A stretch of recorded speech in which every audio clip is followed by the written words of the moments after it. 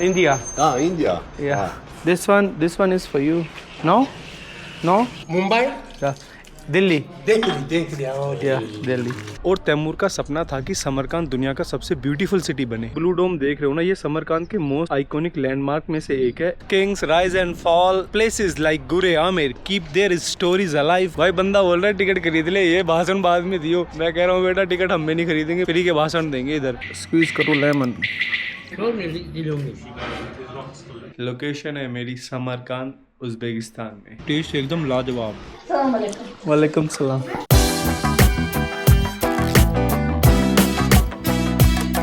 Good afternoon ladies and gentleman. Location है मेरी समरकांद Uzbekistan में। ये भाई मेरा हॉस्टल है, ये मेरा डोम है भाई। और इसमें कितने बेड है? 1 3 3 6 7 बेड है भाई इस हॉल में। और रात को तुम्हारा भाई अकेला सोया था भाई, यहाँ पे कोई बंदा नहीं है। कल तो थे 2 बंदे, एक जापान की लड़की थी, एक यूरोप का लड़का था, वो चले गए थे रात को ही भाई। तुम्हारा भाई अकेला सोया भाई। दोपहर के बज रहे 1, नहा धो के तुम्हारा भाई रेडी हो गया है। आज शाम को निकलूंगा मैं समरकांद से बुखारा के लिए। तो आज और मैं 1-2 चीजें और विजिट करता हूँ इधर। तो चेकआउट मैं अब कर दूंगा, 1 बज रहा है, बैग बाहर रख दूंगा और फिर हॉस्टल से बाहर निकल के जो 1-2 चीजें विजिट करने लायक है उनको विजिट करके फिर शाम को या रात को बस पकड़ के बुखारा। और जी रात को यार भूख लग गई थी मुझे ना बहुत तेज, तो भाई बाहर गया, सारी दुकानें बंद थी, फिर ऑनलाइन ऑर्डर करा यार वो बर्गर। दिखाऊं आपको वीडियो में।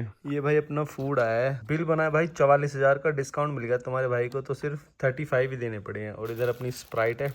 भूख लग रही है भाई बहुत तेज, रात के बज रहे हैं 1, खाता हूँ पहले। तो देखी भाई ऐसे रात को मुझे भूख लग गई थी यार, फिर मैं सोया रात को 1-1:30 बजे के आसपास। तो चलता हूँ भाई, अब चेकआउट करता हूँ और बैग अपना रख देता हूँ और फिर दिखाता हूँ आपको आज हम क्या विजिट करते हैं समरकांद में। तो भाई हॉस्टल से निकल के बाहर आ गया हूँ, अब जा रहा हूँ मैं गुर-ए-आमिर। एक जगह है भाई तैमूर से ही रिलेटेड है, मतलब बताऊंगा उसके बारे में भी, उसको विजिट करने के लिए। तो आगे से मैं पकड़ूंगा बस नंबर 3, ज्यादा दूर नहीं है, 3 किलोमीटर है। तो 5 मिनट वॉक करके मैं आया हूँ यहाँ पे। और यहाँ से बस पकड़ के जाऊंगा मैं गुरे आमिर पे और वहां से फिर आपको बताता हूँ भाई हिस्ट्री गुरे आमिर की। बस से उतर गया हूँ मैं, 10 मिनट लगाए थे बस ने और अब 7-8 मिनट की वॉकिंग डिस्टेंस है।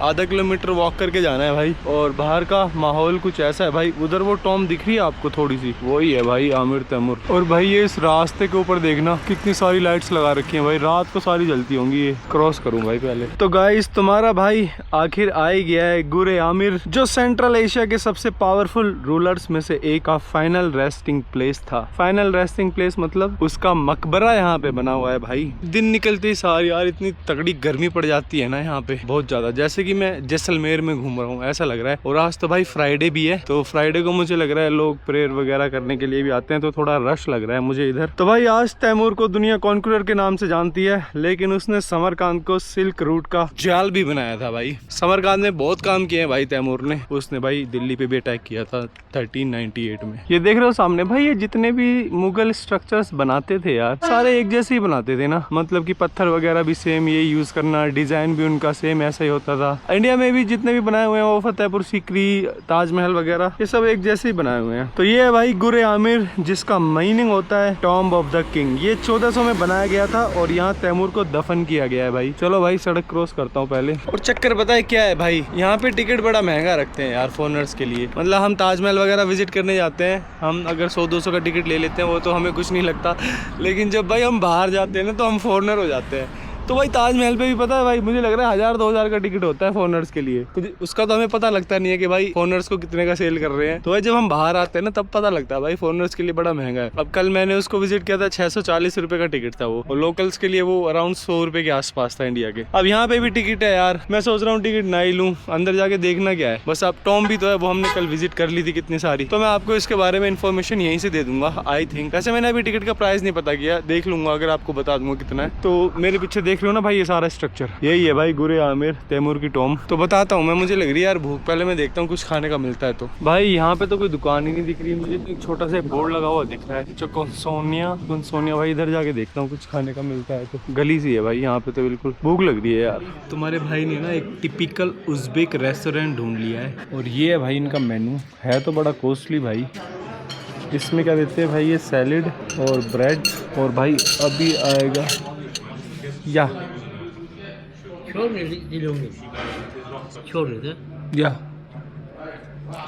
भाई कुछ नहीं समझ आया मुझे क्या पूछा है चाचा ने। तो भाई मैंने ना ये ऑर्डर किया है, इसको बोलते हैं प्लोव करके, एक इनकी लोकल डिश है प्लोव। तो उसमें क्या होता है भाई, ये उज़्बेकिस्तान की नेशनल डिश है और इसमें राइस मिक्स और मटन वगैरह ये सब देते हैं। तो भाई इसको चेक करते हैं, अभी आएगा ऑर्डर अपना। और भाई ये रेस्टोरेंट ना पूरा अंदर बना गया, बिल्कुल रोड पे नहीं है भाई, मतलब 300 मीटर अंदर आया हूँ मैं, सोसाइटी है उसमें है ये। तो अभी इन्होंने मुझे सैलेड दिया और ये ब्रेड दिए, पता नहीं भाई, चलो एटलीस्ट हम उज़्बेक का लोकल फूड तो ट्राई करेंगे ना आज। Please. या It's very nice. Very good, okay. ये है भाई मटन और ये है राइस और ये शायद आलू डाल रखा है इन्होंने या कैप्सिकम है, इसको चेक करते हैं अब। इसका जो कॉस्ट है ना वो है 400 रुपये के आसपास। टी ओढ़ देंगे शायद ये मेरे साथ कह रहा है मुझे टी ओढ़ देंगे ये। तो चेक करता हूँ, लग तो अच्छा रहा है भाई देखने में।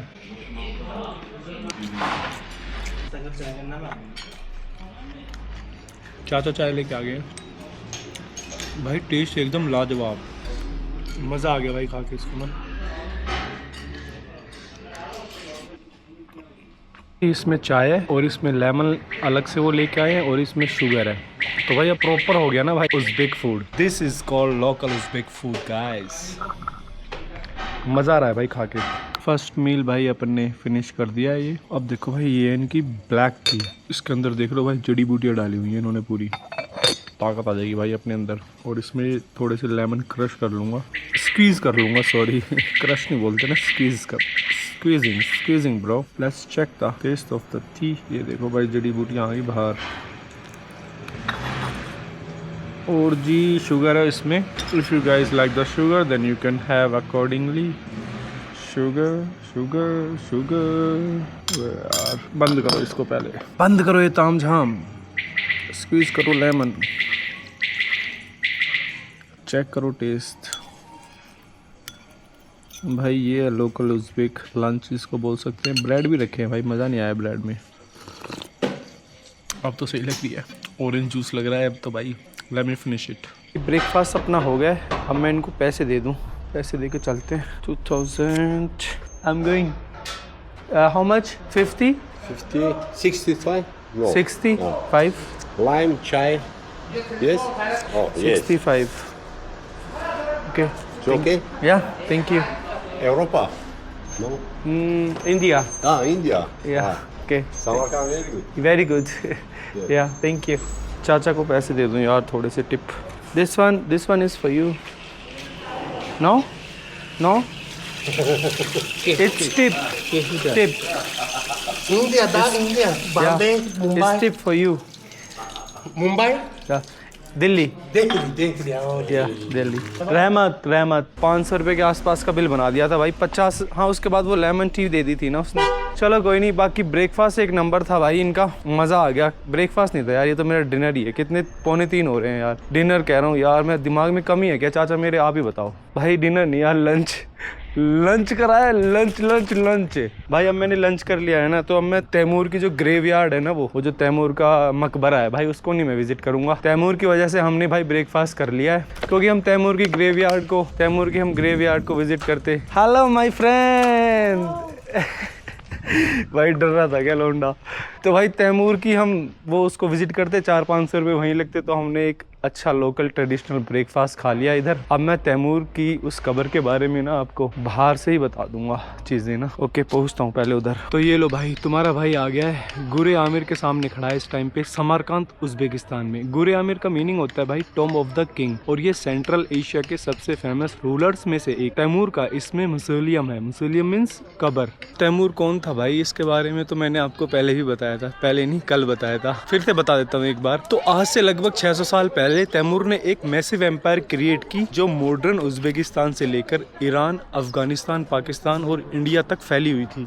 अभी इसमें भाई थोड़ा रेनोवेशन का भी काम चल रहा है, पर आपको भाई बाहर से ही मैं सारी चीजें बता दूंगा, डोंट वरी। पानी की बोतल रख दूं कहीं पे, इधर रख देता हूँ। उस टाइम समरकांद उसकी एम्पायर की कैपिटल थी, समझ रहे हो ना, मतलब कि तैमूर के एम्पायर की कैपिटल थी समरकांद। और तैमूर का सपना था कि समरकांद दुनिया का सबसे ब्यूटीफुल सिटी बने। इंडिया का कनेक्शन ऑलरेडी मैंने बता ही दिया था। 1398 में तैमूर ने दिल्ली पे अटैक कर दिया था, और बाद में तैमूर के डिसिडेंट्स ने, बाबर तैमूर का डिसिडेंट था बाबर, और इन्होंने ही भाई ये बाबर जो था ये मुगलों के कनेक्शन था, मुगल एम्पायर का कनेक्शन था, आपको पता है ये खुद मुगल थे। तो बाबर ने इंडिया में मुगल एम्पायर एस्टेब्लिश किया था। और मतलब आप अगर ताजमहल, रेड फोर्ट या मुगल हिस्ट्री जानते हो तो उसकी रूट्स कहीं ना कहीं समरकांत से जुड़ी हुई है भाई। ये जो ब्लू डोम आप देख रहे हो ना, बीच में 2 पिलर खड़े हैं, क्या बोलते हैं इनको भाई, पिलर या कुछ और बोलते हैं शायद। तो जो बीच में आप ब्लू डोम देख रहे हो ना, ये समरकांत के मोस्ट आइकॉनिक लैंडमार्क में से एक है। ये म्यूजियम 15th सेंचुरी में बिल्ट हुआ था और आज भी सिटी की आइडेंटिटी का एक इंपॉर्टेंट पार्ट है भाई समरकांत की। सरप्राइजिंगली गुरे आमिर ओरिजिनली तैमूर के लिए नहीं बनाया गया था, ये पहले उसके ग्रैंडसन के लिए बनाया गया था, लेकिन बाद में तैमूर खुद भी यहीं पे दफन हुआ था। ये जितने भी आप लोग अंदर देख रहे हो ना भाई, ये सब टिकट लेके गए हैं और इधर ये रिनोवेशन का काम चल रहा है। तो हाँ भाई, समरकांत सिल्क रूट का एक मेजर हब था, पता है, चाइना, इंडिया, पर्सिया और यूरोप के ट्रेडर्स यहाँ से गुजरते थे। इसलिए ये सिटी सिर्फ पॉलिटिकल कैपिटल नहीं बल्कि कल्चर और ट्रेड का भी सेंटर था। ये सब चीजें मैं शायद आज दोबारा से रिपीट कर रहा हूँ, कल मैंने आपको बताया था। तो भाई पानी की बोतल उठाएं,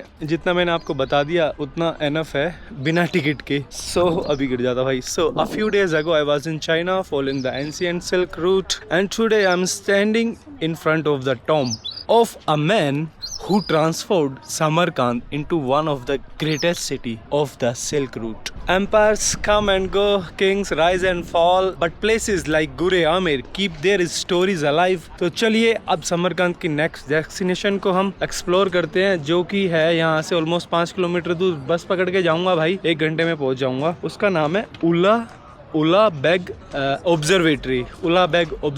तो वहाँ पे जाके और मतलब सारा समरकंद कवर हो जाएगा भाई अगर मैं उसको विजिट कर लूँगा। तो चलता हूँ भाई बस की तरफ। भाई अभी ना बस स्टॉप पे बैठे हूँ और बस स्टॉप भाई इतना तपरा है ना, ये ऊपर से देखना, बैठा भी नहीं जा रहा। ये फ़ोन वोन भाई सब गर्म हुए पड़े हैं मेरे भाई, बहुत गर्मी पड़ रही है इधर। बस का वेट कर रहा हूँ, 99 नंबर बस आएगी भाई। तो भाई बस से उतर गया तुम्हारा भाई, अब मैं सीढ़ियाँ चढ़ के जा रहा हूँ। तो इस टाइम मैं जा रहा हूँ भाई उल्फ बेग ऑब्जर्वेटरी में। एंड बिलीव इट और नॉट, 600 साल पहले यहाँ साइंटिस्ट स्टार्स और प्लैनेट्स को स्टडी कर रहे थे। मतलब कि उस टाइम पे टेलीस्कोप का इन्वेंशन भी नहीं हुआ था भाई, तब यहाँ पे स्टार्स एंड प्लैनेट्स पे स्टडी कर रहे थे लोग। आई होप टिकट ना हो कुछ भी, अगर होगा भी तो मैं तो नहीं लूंगा भाई। उल्फ बाग तैमूर का ग्रैंडसन था भाई। ये देख लो, इतने सारे टूरिस्ट घूम रहे हैं इधर, और सामने कासा लग रहा है यानी कि टिकट काउंटर इधर है भाई। ये बंदा भाई हाई कर रहा है, टिकट लेके तो तुम्हारा भाई जाएगा नहीं भाई इसको। उल्फ बाग ऑब्जर्वेटरी ना, ये मेरे पीछे आप डोम देख रहे हो ना, डोम नहीं यार, ये जो बिल्डिंग देख रहे हो, या I will buy tickets, I know. भाई बंदा बोल रहा है टिकट खरीद ले, ये भाषण बाद में दियो। मैं कह रहा हूँ बेटा टिकट हम भी नहीं खरीदेंगे, बिना फ्री के भाषण देंगे इधर। तो भाई ये सोच रहा है कि भाई बंदा फ्री में ही मार रहा है, सारी चीज़ें बता रहा है और विजिट कर नहीं रहा अंदर जाके कुछ। तो भाई अंदर जाके क्या करूँगा मैं, कौन सा साइंटिस्ट हूँ मैं। तो मैं बता रहा था भाई उल्फ बाग कौन था भाई, बता देता हूँ। उल्फ बाग तैमूर का ग्रैंडसन था, लेकिन वो अपने ग्रैंडफादर की तरह भाई मारधाड़ कॉन्क्यूरर नहीं था जिसको बोलते हैं। वे यार, एक तो भाई कैमरे में देखते हुए ना मैं गिर भी सकता हूँ मैं किस दिन। तो उसका इंटरेस्ट ना भाई ये था, लड़ाइयों में नहीं था, वो था भाई थोड़ा साइंटिस्ट दिमाग का बंदा। तो उसका इंटरेस्ट था साइंस, मैथमेटिक्स और एस्ट्रोनॉमी में उसका इंटरेस्ट था। तो इसी वजह से उसे हिस्ट्री के ग्रेटेस्ट एस्ट्रोनॉमर किंग्स में से एक माना जाता है। अंदर ये दूसरी साइड देख रहे हो ना आप, यहाँ पे भी एक लेबोरेटरी की तरह एक इन्होंने बनाया हुआ है जहाँ पे इन्वेंशंस होते थे भाई उस टाइम पे। ये इम्पोर्टेंट क्यों थी ये मैं आपको बताता हूँ भाई। 15th सेंचुरी में ना दुनिया की मोस्ट एडवांस ऑब्जर्वेशंस में से एक थी। जब यूरोप में रिनेसेंस शुरू हो रहा था तब समरकांद में साइंटिस्ट स्टार्स की पोजीशंस कैलकुलेट कर रहे थे, ठीक है। टेलीस्कोप तो था नहीं भाई उस टाइम पे। शॉकिंग बात ये है उस टाइम पे टेलीस्कोप एग्जिस्ट नहीं करता था, फिर भी उल्फ बैग और उसकी टीम ने 1000 ऑफ स्टार्स की पोजीशन एक्यूरेट रिकॉर्ड की थी भाई। स्टार कैटलिक की मैं बात करूं, देखो भाई ये घूम के आ गए हैं, ये सब घूम के आ गए भाई। 5 मिनट तो लगे इनको अंदर जाके, वो सब चीजें मैं आपको बाहर से बता रहा हूँ। उल्फ बैग ने ना लगभग 1000 स्टार्स का कैटलॉग बनाया था, जो उस जमाने का सबसे एक्यूरेट एस्ट्रोनॉमिकल रिकॉर्ड्स में से एक माना जाता है। इस वाली बिल्डिंग के अंदर ना एक स्ट्रक्चर रखा हुआ है, और वो जो स्ट्रक्चर आप देखोगे ना वो एक मैसिव सेक्शंस का पार्ट था। इसका यूज स्टार्स और प्लैनेट्स की पोजीशन मेजर करने के लिए यूज किया जाता था। जब इंडिया में दिल्ली सल्तनत का पीरियड था उसी टाइम समरकांद में एस्ट्रोनॉमी और मैथमेटिक्स पर वर्ल्ड क्लास रिसर्च हो रही थी। और सिल्क रूट सिर्फ ट्रेड के लिए फेमस नहीं था, आइडिया, साइंस और नॉलेज भी इसी रूट के थ्रू ट्रैवल करते थे भाई। तो अगर मैं आपको बताऊं in English, most people remember kings for the war they fought, Ulugh Beg is remembered for the star he studied. After visiting Shah-e-Zinda, Bibi Khanman, Registan and now Ulf Beg Observatory, I can say one thing, Samarkand was not just a city of traders and conquerors, it was also a city of scientists. You can see here there is a huge laboratory inside this building. तो भाई वैसे मैं आपको बता दूं ना, अगर आप समरकंद या ताशकंद जा रहे हो ना, कुछ भी विजिट करने के लिए, one place to another place आप ट्रैवल कर रहे हो, तो लोग पता है नॉर्मली क्या करते हैं, जो यहाँ पे घूमने आए स्पेशली गोरे, तो भाई पैकेज ले लेते हैं कि भाई 2 दिन का पैकेज है, समरकंद में सब कुछ दिखा देंगे आपको, वही 5-7-10 हज़ार रुपए का पैकेज ले लेंगे जिसमें टिकट्स वगैरह सब इंक्लूडेड है। टिकट्स लेना आपकी मर्जी होता है। बाकी मैं जो एक प्लेस से दूसरे प्लेस या एक साइड से दूसरी साइड विजिट करने जा रहा हूँ ना भाई, मैं लेता हूँ भाई यहाँ की लोकल ट्रांसपोर्टेशन जो कि होती है बसेज। इनमें क्या होता है, अगर आप कैश पे करना चाहते हो तो कैश दे दो, ऑलमोस्ट 20-30 रुपए के आसपास, 20-15 रुपए 20 रुपए ऐसे। बट सबसे ईजी है, अगर आपके पास कोई भी वीज़ा कार्ड है, मास्टर कार्ड है या क्रेडिट कार्ड कोई भी है, तो आप उसको टैप कर सकते हो। उसमें से आपके कितने रुपए कटते हैं, 2100, ऑलमोस्ट 20 रुपए के आसपास या 15-20 रुपए के आसपास कटते हैं। उससे आप जा सकते हो, वन टाइम कितना भी आप ट्रैवल कर सकते हो एक बार टैप करने के बाद। तो भाई मैं भी ऐसे ही घूम रहा हूँ और मेरे पैसे भी बच रहे हैं भाई, तो इसी वजह से हम लो बजट में ट्रैवल कर सकते हैं भाई। अगर आप चाहो तो आप भी ऐसा कर सकते हो। यहाँ पे 3 नंबर बस मुझे लेके जा रही है एक प्लेस से दूसरे प्लेस, बट यहाँ पे जो मैं, ये थोड़ा सा फार है यार, मेरे हॉस्टल से ऑलमोस्ट 5-6 किलोमीटर है, तो 99 नंबर बस मिली थी मुझे उधर से, उसके लिए वेट काफ़ी करना पड़ा। पर चलो कोई नहीं, मैंने भाई यहाँ पे भी विजिट कर लिया। अब ऑलमोस्ट मैंने 90% समरकंद को विजिट कर लिया है भाई। अब शाम को हमें निकलना है भाई बुखारा के लिए, तो अभी मैं देखता हूँ अब मुझे नेक्स्ट आगे क्या करना है। पहले तो बस पकड़ के वापस सिटी सेंटर की तरफ जाना है जिधर मेरा हॉस्टल है। इसको भी विजिट करने का टिकट था 500 इंडियन रुपए के आसपास, जो फॉरनर्स का मैं बता रहा हूँ, लोकल का तो मुझे पता नहीं है, तो लोकल का मैं बता के भी क्या करूँगा। अगर आप आओगे इधर तो आप तो फॉरेन नेशनल्स होगे ना, तो आपको ये 500 इंडिया रुपए के आसपास का टिकट पड़ेगा। तो मैंने तो भाई लिया नहीं है, मैंने तो आपको सारी इन्फॉर्मेशन ऐसे ही बता दी है। वालेकुम सलाम। ना जाने का टाइम हो गया है, बस से आ गया था भाई, शाम के 7 बजने वाले हैं। रजिस्ट्रेशन लेटर ले लेता हूँ। ये भाई रजिस्ट्रेशन के बारे में भाई तुम लोगों को पता ही नहीं पता है। उज़्बेकिस्तान में अगर आप आ रहे हो ना, तो आने के बाद 3 दिन के अंदर अंदर आपको अपने आप को रजिस्टर्ड कराना पड़ता है। अगर आप हॉस्टल में रुकोगे तो वो रजिस्टर्ड कर देंगे आपको। अगर आप कहीं कैंपिंग वगैरह कर रहे हो तो भाई तब थोड़ा इशू हो सकता है। आप देख लेना, रजिस्ट्रेशन कराना ज़रूरी होता है पर डे का, कि कितने दिन आप कहाँ पे रुके हो। तो जब आप एग्जिट करते हो ना उज़्बेकिस्तान को, तो वो पूछते हैं दिखाओ भाई अपना रजिस्ट्रेशन कहाँ पे रुके हो। पता नहीं भाई क्या है चेक करिए। तो हम एक दिन रुके हैं इनके पास, हमने ले लिया है अपना रजिस्ट्रेशन और चलते हैं भाई। ये इनके बच्चे हैं भाई, ये देखो छोटी सी क्यूट।